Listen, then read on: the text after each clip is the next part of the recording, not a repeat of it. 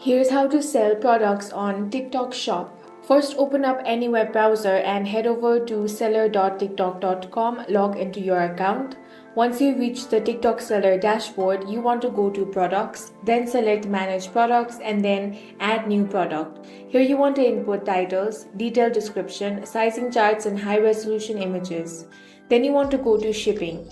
Then select shipping templates. Choose your fulfillment method such as TikTok shipping or seller shipping.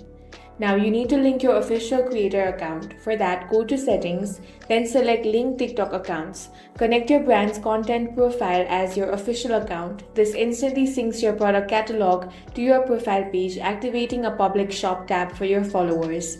Now create short form videos featuring your items. When uploading, tap add link, then products and select the item from your store. This embeds a clickable orange product link directly onto the video, allowing viewers to check out natively without ever leaving the TikTok app.